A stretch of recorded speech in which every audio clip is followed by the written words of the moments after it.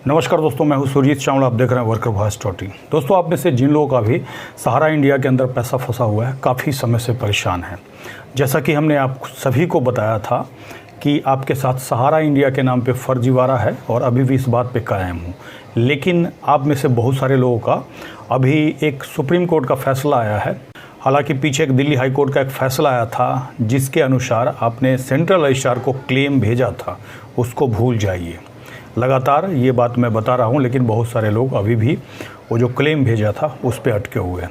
उसका कारण यही है कि वो जो फैसला था वो रद्द हो चुका है। लेकिन अभी एक सुप्रीम कोर्ट का फैसला हाल ही में 29 मार्च 2023 को आया है, जिसका पैसा भी आपको सेंट्रल रजिस्ट्रार के ही माध्यम से मिलेगा। आज हम इस वीडियो में ये जानेंगे कि आपका सहारा का इंडिया का पैसा कब तक मिलेगा, कैसे मिलेगा, क्या प्रोसेस होगा, और साथ ही ये भी बताऊंगा कि कल ही हमने एक RTI लगाया है, क्योंकि वो जो माननीय सुप्रीम कोर्ट का जो फैसला है उसके हिसाब से 9 महीने के अंदर आपका पेमेंट मिल जाना चाहिए, आपका क्लेम करने के बाद, या जो भी प्रोसेस सरकार के द्वारा बताया जाएगा। लेकिन उस आदेश के आने के बाद केंद्रीय सहकारी मंत्री श्री अमित शाह जी ने कहा था कि 4 महीने के अंदर अंदर हम सूद समेत सभी का पैसा वापस कर देंगे। हालांकि 2 महीना उसका बीत चुका है और अभी तक कोई भी जानकारी, सही जानकारी निकल के नहीं आ रही है, और इसी के लिए हमने एक RTI लगाया है। और RTI में जो सवाल पूछा है उससे कहीं ना कहीं कुछ ना कुछ ज़रूर होगा और कुछ ना कुछ निकल करके भी आएगा। इससे पहले भी हमने कई RTI लगाए जिसके माध्यम से सरकार को विवश कर दिया कि जो हम मांग कर रहे हैं उसको पूरा करें। खैर, देखना है कि RTI से क्या होता है, लेकिन इसके लिए मैं आपको कहूँगा कि हमने जो सवाल पूछा है उस सवाल से क्या क्या जवाब मांगने की कोशिश की है वो भी मैं आपको दिखाऊंगा। तो इसके लिए इस वीडियो पे अंत तक बने रहें, और साथ ही ये भी जानें कि क्या पहले आपने क्लेम किया है उसी से आपका पैसा मिल जाएगा या फिर से क्लेम करना होगा, क्योंकि पूरी जानकारी देने के बाद भी अभी भी बहुत सारे लोग कमेंट्स करके बार बार पूछते रहते हैं।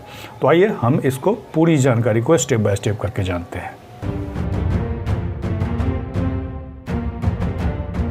दोस्तों, जैसा कि हमने बताया था, सहारा इंडिया के नाम पे आपके साथ फर्जीवाड़ा हुआ है। इसीलिए फर्जीवाड़ा हुआ है और हर वीडियो में ये बताना काफ़ी ज़रूरी है, क्योंकि अगर नहीं बताऊंगा तो आपको, जो लोग पहली बार वीडियो को देख रहे हैं, उनको समझ में नहीं आएगा। आपसे सबसे पहले सहारा इंडिया के नाम से पैसा जमा करा लिया गया। 2012 में सुप्रीम कोर्ट ने सभी को पैसा वापस करने के लिए कहा। उसके बाद 2015 में RBI का जो नॉन बैंकिंग का था वो लाइसेंस रद्द कर दिया गया। उसके बाद आपका QSOP में कन्वर्ट किया गया। और ये मैं इसीलिए बता रहा हूँ कि अभी जो मैं जानकारी दे रहा हूँ किसका पैसा मिलने का, ये स्टेप आपको समझना काफ़ी ज़रूरी है, क्योंकि QSOP वाले के लिए ये जानकारी नहीं है। QSOP वाले के लिए हमने पहले जानकारी दी है। अगर आपने उस वीडियो को नहीं देखा है तो यहाँ पे आई बटन पे क्लिक करके देख सकते हैं। अब जो है QSOP के बाद जो अलग अलग सोसाइटी है जिसमें आपका पैसा कन्वर्ट किया गया है, अगर उसका पेपर आपके पास है तो पूरा वीडियो को देखिएगा ध्यान से। और दिल्ली हाई कोर्ट के आदेश के बाद अगर आपने क्लेम किया है तो उसको थोड़ा देर के लिए भूल जाइए, क्योंकि जैसा कि मैंने शुरू में ही बता दिया कि वो जो आदेश है रद्द हो गया। वो इसीलिए रद्द हो गया क्योंकि सहारा सोसाइटी की तरफ से वो केस दिल्ली हाई कोर्ट में लगाया गया था और उसने केस वापस ले लिया। सरकार ने विरोध नहीं किया तो उस फैसले को रद्द कर दिया गया। तो सवाल ही नहीं पैदा होता कि आपके क्लेम से, यानी कि उस वाले क्लेम से पैसा मिलेगा। तो पैसा कैसे मिलेगा, इसी की जानकारी हम आप तक शेयर करने वाले हैं, और साथ ही ये भी बताएंगे कि वो कब तक मिलेगा। और साथ ही मैं RTI जो लगाया है उसका भी क्या क्या क्वेश्चन पूछा है वो भी बताऊंगा। तो आपको बता दूं, 29 मार्च 2023 को भारत सरकार और सेंट्रल रजिस्ट्रार की तरफ से सुप्रीम कोर्ट में एक PIL चल रहा था। उसी में एप्लीकेशन लगा करके और 5,000 करोड़ रुपए की मांग की गई सहारा सेवी रिफंड खाता से सेंट्रल रजिस्ट्रार के खाते में ट्रांसफ़र किया जाए, जिससे कि हम सभी जो बकायेदार हैं उसका पैसा वापस कर सके। तो किन किन लोगों को पैसा मिलेगा, क्योंकि माननीय सुप्रीम कोर्ट ने 29 मार्च 2023 को उस पिटीशन को अलाउ कर दिया, और इसके लिए एक कमेटी बनाना है जिसका रिटायर्ड जज साहब के द्वारा निगरानी किया जाएगा और आपका पैसा डायरेक्टली आपके अकाउंट में आएगा। लेकिन किनका आएगा, तो किस किस सोसाइटी का आपके पास पेपर है जिसके बाद आपका पैसा मिल सकता है, तो आपको बता दूं, ध्यान से सुनिएगा। Sahara credit cooperative society limited, Hamara India cooperative society limited, Saharayan universal multipurpose society limited, star multipurpose cooperative society limited. अगर इसका पेपर है, बॉन्ड पेपर है, तो आप इस वीडियो को ध्यान से देखिए, क्योंकि जो माननीय सुप्रीम कोर्ट का 29 मार्च 2023 वाला आदेश हुआ है, उसी के बाद आपका उसी के अनुसार पैसा वापस मिल सकता है। अब मिल सकता है इसीलिए बोल रहा हूँ कि सरकार इसमें अगर इंटरेस्ट दिखाएगी तभी मिलेगा। ऐसा नहीं है कि मैं वो बता रहा हूँ और आपने जो मैंने बताया वो कर दिया और सरकार उस पर कोई कदम ही नहीं उठाए तो सीधे है आपका पैसा फिर से फंस जाएगा। क्योंकि ध्यान रहे, सुप्रीम कोर्ट ने सरकार को कहा है 9 महीने के अंदर अंदर जो पैसा ट्रांसफ़र या फिर आपको मिला नहीं मिला, फिर वो पैसा सेबी के रिफंड खाते में चला जाएगा। 2 महीना बीत चुका है। अमित शाह जी ने 4 महीना कहा था। पहले ही मैंने आशंका जाहिर की थी कि 4 महीना के अंदर ऐसा होना संभव नहीं है। खैर, इसके लिए जो RTA लगाया है वो जानना काफ़ी ज़रूरी है, क्योंकि आपको पहले मैंने बता दिया कि 9 महीने का समय है और जिसमें 2 महीना बीता है तो 7 महीना भी और समय है। तो इसीलिए बार बार आप अगर पूछेंगे कब मिलेगा तो मेरा यही जवाब होगा जो सुप्रीम कोर्ट की तरफ से कहा गया है कि 9 महीना ऑर्डर के डेट से।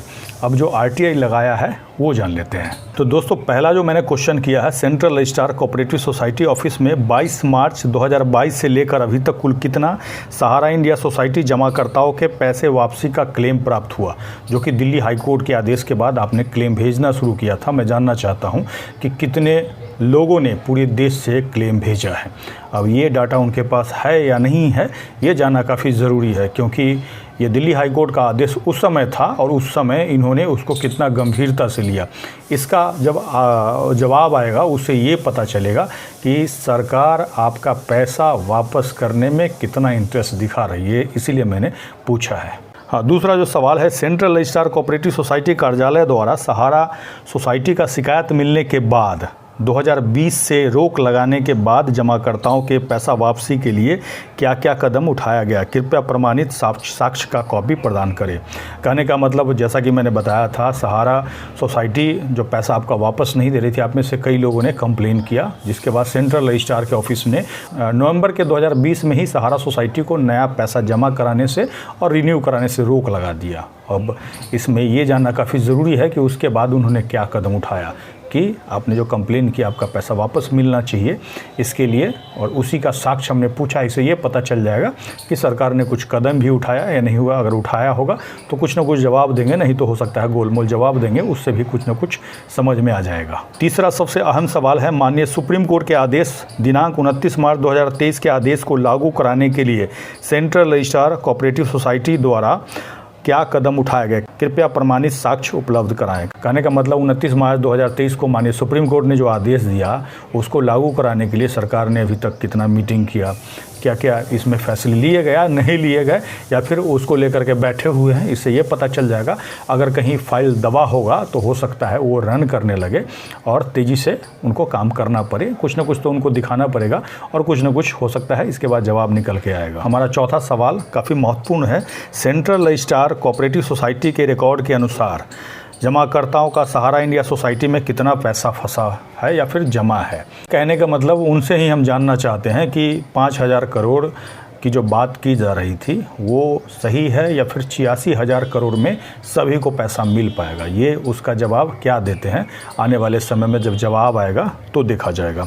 पांचवा सवाल है, माननीय सुप्रीम कोर्ट में सहारा सोसाइटी के भुगतान के लिए 5,000 करोड़ की मांग का प्रस्तावक का नाम और पद बताइए। कहने का मतलब इन्होंने कोई प्रस्ताव पास किया होगा जब भाई 5,000 करोड़ हमें सुप्रीम कोर्ट में जाकर के एप्लीकेशन लगाना है और वहाँ से पैसा लेने का आदेश लेना है, तो इसके लिए कोई ना कोई प्रस्तावक होगा, कोई ना कोई अधिकारी होगा, या फिर ऐसे ही हवा में इन्होंने 5,000 करोड़ की बात कर दी है, उसका कुछ ना कुछ सॉल्यूशन इस सवाल के बाद निकल करके आएगा। और इस एप्लीकेशन को पहुंचते ही उनको इसका जवाब 30 दिनों के अंदर देना होगा। अगर 30 दिन के अंदर नहीं देते हैं तो फिर हम सीधे उसका जो आगे प्रोसेस होता है वो हम करेंगे। आपको बता दें कि RTA के माध्यम से पीछे हमने दिल्ली सरकार ने VDA मज़दूरों का रोक रखा था, 50 लाख मज़दूरों का, उसको जारी करवाया और बहुत सारा जो है काम आप लोगों का करवाया है। और उम्मीद है कि इससे कहीं ना कहीं सरकार को कुछ ना कुछ असर पड़ेगा।